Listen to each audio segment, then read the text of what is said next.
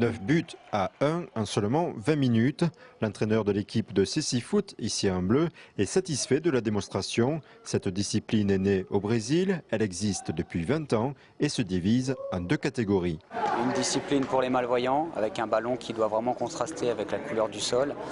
Et une discipline pour les non-voyants, qui jouent avec un ballon à grelots, comme celui-là.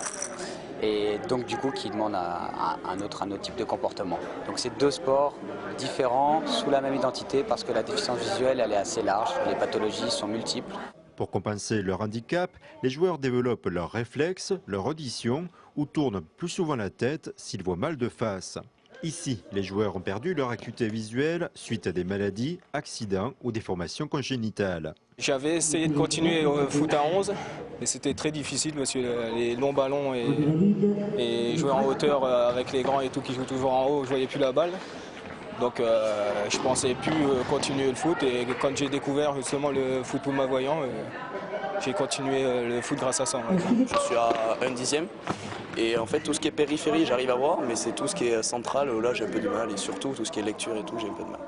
Là j'arrive à l'entraînement, je sais qu'on est tous entre malvoyants entre nous, donc c'est vrai que mentalement c'est plus facile pour moi de me dire qu'on est tous pareils, j'ai pas à cacher cet handicap. Donc c'est vrai que le foot ça me fait un peu changer les idées, j'oublie que je suis un peu malvoyant. Et en fait, c'est un peu l'inverse de chez moi, parce que chez moi, je vois mal, et ici, je suis quand même un des qui voit le plus, donc c'est un peu deux mondes parallèles, quoi.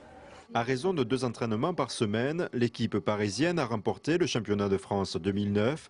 Cela a donné des idées à l'association chapelaine Handivalide, qui compte des malvoyants parmi ses membres. J'ai constaté qu'il y a un manque parce qu'il y a des personnes non-voyantes et malvoyantes qui montent sur Paris pour aller jouer au Cécifoot.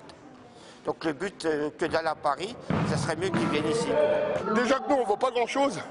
Mais eux, apparemment, c'est des professionnels ou des semi-professionnels parce qu'ils font ce qu'ils veulent avec nous. Il faudra sans doute plusieurs séances d'entraînement avant d'atteindre le résultat de l'équipe de France Cécifoot catégorie aveugle, devenue championne d'Europe en 2009.